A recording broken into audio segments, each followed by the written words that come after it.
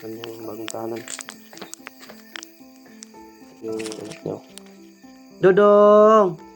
Dodong kwe! Ito yung anak nito pa si Wendell mo to. Ito maliit pa yung gamit ni Wendell. Yun lang muna sa wala pa tayong ano. So ngayon, anong nararamdaman mo na may ano ka na? Kahit hindi to bago mga tol, hindi bagong gawa, pero malaking tulong na to para sa'yo, Wendell. Ay! May bahay na sila! May bahay na kayo? Hi! Wendell liit. Yan si Wendell liit, may kinakain. Kamuti yung kinakain. Ayan, kamuti, kinakain mo? Uy, kamuti. Idol, what's up? Isang mapagpalang gabi po. It's me, nagbabalik na naman ni Kuya Adventure 07. Ngayon mga tol, ay araw ng ipapakita po namin sa inyo yung tahanan ni Wendell. At may tahanan na si Wendell mga tol, may bahay na po siya na kakatirahan po niya. Dito lang din sa akin, kapitbahay po kami ni Wendell. Ito po ang nasa likod ko mga tol, dito po yung ano ni Wendell. Ito po yung bahay niya ngayon mga tol. Na ano namin ang bibili namin mga tol dahil sa ayan, may isang tumulong po sa amin, isang tao para tumulong kay Wendell na magkaroon din si Wendell ng sarili niyang ano.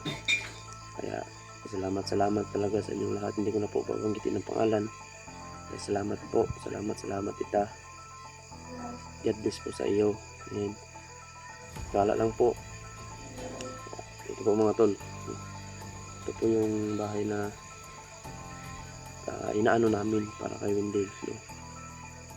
Ito po, nasa kanya yung susi at ipinagkaloob niya sa kanya yung mga tol ng may-ari dito. Kasi marami kasing bahay dito na ano ba, wala lang tumira. Kasi iba't iba kasi yung tira dito, malayo ba, wala silang lupa dito. Tapos ang hanap buhay nila nandun sa dating ano nila, tapos may bahay sila dito. Parang ano na sila pag balik-balik dito ba. Kaya yung iba ibininta nila. Ganyan. Para din hindi maano yung bahay nila. Makinabangan pa ba. Pag ang bahay hindi na matirahan ng tao, wala na, maano na yan. Gabok na yan mga tol.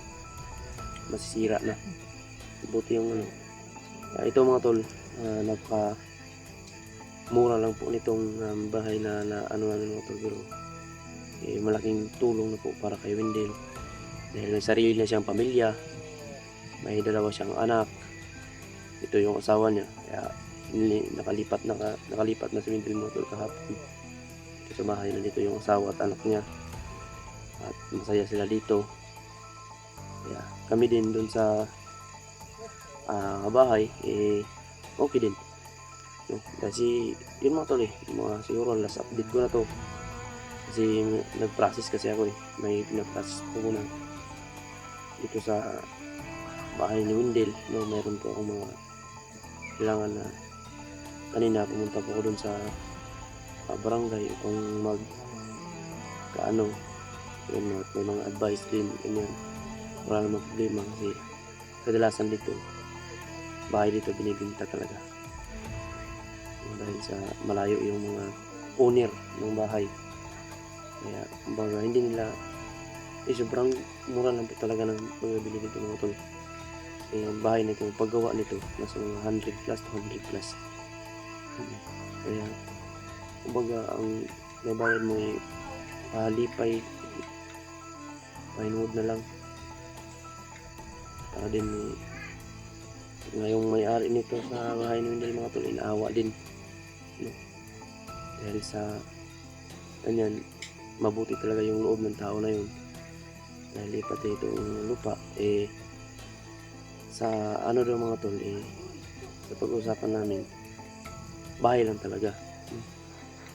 Dahil sa 30,000 na shell nitong bahay mo tol, sa yung kanyang presyo dito ay 30,000. Ini kasali doon ang lupa kasi mahal ang lupa ngayon. Pero yun, ang sabi niya, huwag kayong mag-alala na akong tutulong. Sabi nung may-ari mo doon, na akong tutulong sa inyo dahil nakikita niya daw din yung kalagayan namin. Nakikita niya daw din yung kalagayan namin mga tol, kaya yun, isinama niya na, no? Kumbaga tulong niya lang daw niya sa amin yung itong lupa. Kaya wag lang daw namin siyang magtiwala lang daw kundi sa kanya. Kaya malakas manong tiwala ko sa kanya mga tol, dahil kagaya din doon sa akin. Nagtiwala naman ako. Kung mayari nitong bahay nung kami walang wala mga tol. Yung si uncle yung may-ari ng bahay. Nung walang wala kami doon sa bahay mga tol. Munta pa siya doon at kinumusta kami. Binigyan kami ng 4 kilong bigas. Sabi niya, baka wala pa kayong kain dyan. Meron akong bigas dito. Yan. Salamat kuya na tinatanggap ko mga tol. Napakabait po talaga ng may-ari ng bahay na nabili namin para kay Wendell. So, sa maliit na halaga, malaking tulong na po para sa amin at may bahay na si Wendell. Yan. Yun tol, puntahan po natin yung loob ng bahay ni Wendell, no? Para din makita ninyo kung na plaster na siya. Umanap talaga ako ng paraan para ma-plaster yung si Wendell kasi may pamilya na siya. Hindi kasi pwede dun sa bahay namin o dun sa bahay ko kasi pamilyado kasi si Wendell mga tol, may anak siya at may asawa. Kailangan niya din ng privacy, no? Kailangan may privacy din sila kasi may bumuo na siya ng pamilya. Kaya lubos ang nagpapasalamat talaga sa mga taong ginawang instrumento ng Panginoon para matulungan kami. Hindi ko na po banggitin ng pangalan pero alam po ng Panginoon kung sino po kayo na tumutulong. Kaya maraming salamat. Ito ngayon mga tol, nagkapit ako dahil last update ko na to. Sa susunod na wala na akong explore na magkaganap kundi dito lang sa bahay. Nung may puntahan lang video na lang ako ganyan. Saan ako pupunta video pero hindi na ako mag-explore. Binibitawan ko na yung lahat ng mga tol. Masakit man po isipin na itawan ko na po yung pag-i-explore. Nakakaiyak nga mga tol kasi marami na akong mga kasamahan na naghihirap ngayon, no? Pero alam niyo naman kasi ako may karamdaman ako ngayon mga tol. Hindi ko na po basta-basta na yung katawan ko, no? Ipaglaban na kaya binibitawan ko na yung mga dala ko mga tol para tuluyan ako dito na maghanap lang kami ng hanap buhay ni Wendell na kakaiba, no? Para din na malayo kami sa delikadong buhay kasi may kanya-kanya na kaming pamilya. Gusto din namin matahimik yung aming pamumuhay. Yun tol, puntahan po natin si Wendell po o yung bahay ni Wendell. Okay na po ito mga tol. Punta natin si Wendell mo tol, samahan ko. Yun tol, tapos si Wendell po yung kanyang bagong tahanan. Yung Dodong kwe. Ito yung nito si Wendell mo tol. Ito maliit pa yung gamit ni Wendell, no? Yun lang wala pa tayong So ngayon, anong nararamdaman mo na may ka na? Kahit hindi to bago mga tol, hindi bagong gawa, pero malaking tulong na to para sa'yo, hindi? Masaya ka? Karoon ng bahay na kahit na maliit yung mura lang, tapos may natitirahan kami. Wala na. Importante dito na to. Dahil kahit ganito, malaking tulong na to para sa'yo. Dahil may masisilungan ka na at mayroon ka ng pamilya. Nandito yung asawa at anak mo. Buong pamilya ko. Mas mabuti kasi yung may privacy kayo Kapag doon kasi sa bahay ko, magulo doon kasi marami tayong mga kasama doon. Kaya hindi kayo maano ng tulog kasi may ingay. Lalo na yung mga makukulit yung mga alaga natin doon. Hanggang sa Ayun. iyo nga na karoon akong bahay. Mm. Kahit maliit. Mm. Malaking tulong yun sa amin. Maraming salamat sa inyo, Koy. Kaya At magpasalamat ka sa taong tumulong sa iyo, salamat sa tumulong sa akin. sa nagbigay ng blessing para sa iyo. Opo. Maraming salamat po. Na binigyan niyo ako ng kalakihang bahay. Dapat na po ito sa amin. Mm. May anak ka kasi, kailangan mo ng bahay. Kasi ito yung anak niya din na si Alexa. Alexander. Sayang masaya sila mga tol at nagkakaroon sila ng kanilang sariling ano. At so yun, ipapasalamat lang talaga tayo sa taong nagbigay ng blessing, no? So, ginawa ko rin ang lahat para kumbaga maano ka ba? Kumbaga sabi siya, maplastar ba? Para ano na. Kaya, ako din, alam na naman ako, sinabihan ko naman kayo na siguro last update ko na to, na pinapakita ko sa kanila na mayroon ka ng sariling ano, dahil may pamilya ka.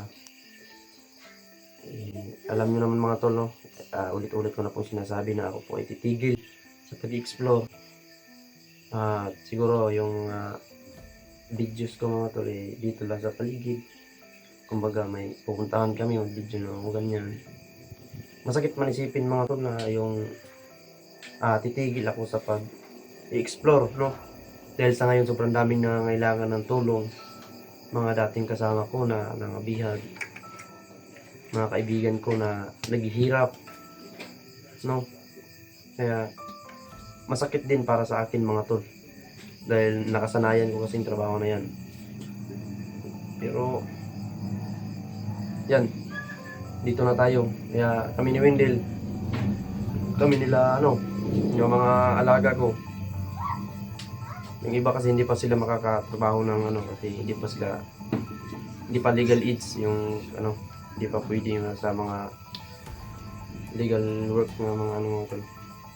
Hindi pa sila pwede kasi hindi pa sila umabot ng 18. Kaya pa tayo, ma-detect pa tayo ng mga DSWD ba? Baka ma-question tayo. So ganito na lang. Tol, pinupuntahan na namin si Wendy. Kahit malapit na yung aking bahay. Malapit lang Kasi lalakad kasi ako ngayon. Kayo maglalito lang kayo dito. Wala naman tayo narinig ng mga kasikas na dito. Lang masasabi ko sa iyo, magpapasalamat ka talaga sa lahat ng biyayang dumating sa iyo at magpapasalamat ka sa Panginoon, lalo na sa mga taong ginamit ng Panginoon upang matulungan ka. Malaking opportunity na yan para sa iyo. Hindi dahil sa inyo. Pagkaroon ng bahay. Sinaling kami ko. Salamat po. Wala nga naman, dahil handa tayong tutulong sa mga katulad ninyo. Kaya ayun nga, sinabi ko sa iyo gagawin kong lahat para matahimik yung buhay mo at parang magaan yung pamumuhay mo. Kaya, hanap na lang tayo ng trabaho na yung hindi tayo malagay sa alanganin. Hanap tayo ng trabaho na pwede natin pagkakitaan na hindi tayo maalanganin ba? Hindi tayo madelikado. So may lalakarin ako ngayon. May pupuntahan na dito dahil dito sa puntahan ko yung pinaprocess din. Masakit na yung ulo ko sa pagbiyahe.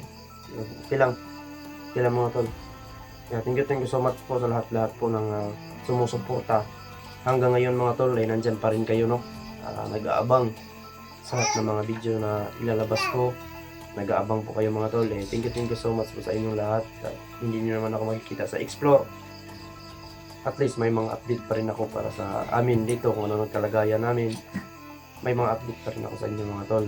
Kumbaga, mga video ko na magpapatawa sa inyo. Dito naman yung mga alaga ko mga tol, wala namang problema sila. Dominic, sila Janjan, sila Ronnie. Yun. Lajano.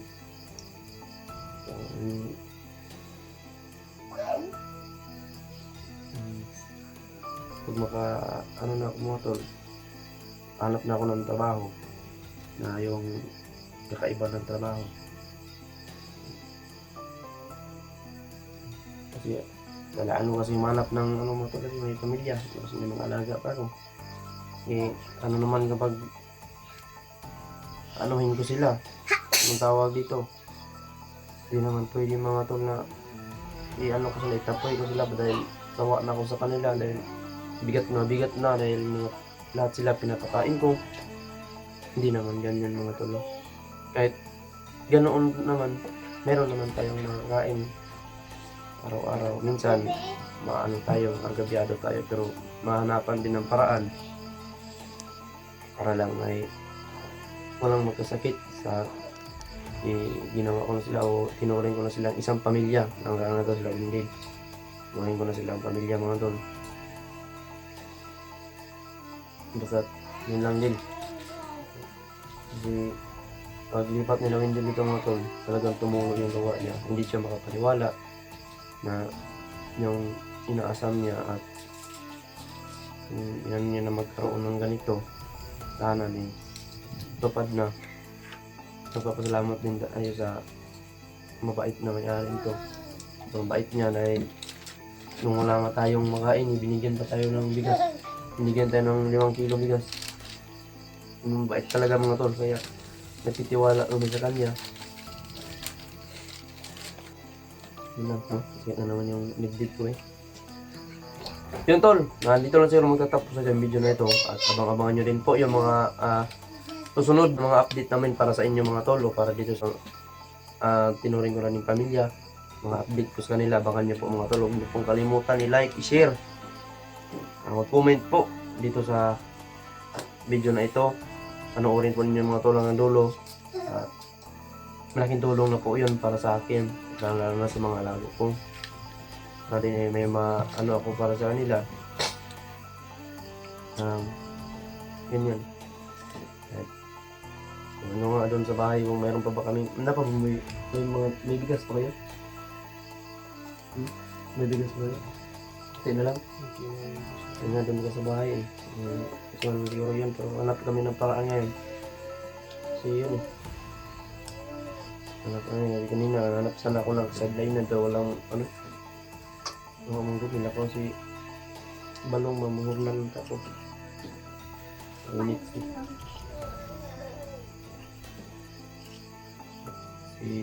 diya sa itong gipangalan ng Tito Fernando. Wala po ito maragusan.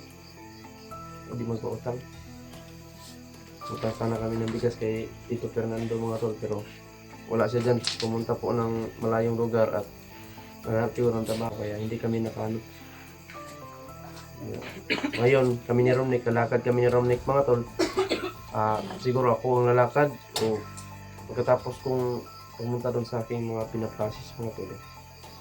Pupunta kami ngayon doon nila Ate Amay at uutang kami ng mga dibata. Pautang pa to. Kasi masama kasi yung tingin ni Bibot sa akin. Kinukunan ko daw siya ng opportunity na ganyan. So ito, dito lang siguro, hindi natin pahabain pa yung istorya. Dito lang siguro magtatapos itong video na ito mga tol. At maraming salamat po sa inyong lahat. At God bless sa lahat-lahat po. And enjoy sa lahat-lahat ng dumadating na blessing para sa inyo. Dasal lang tayo mga tol, at marami pang blessing na darating sa buhay natin kapag magtiwala tayo sa ating mahal na Panginoon. No? At lalo na, mabababa pa tayo. Kailangan natin hindi tayo magpababa. Meron pa tayo mga na kailangan pa ating tumaas. Gawin din. Tayo ng trabaho yung hindi malagay ang alanganin ng buhay natin ba? Ay, may bahay na sila. May bahay na kayo? Hi! Wendy Liit.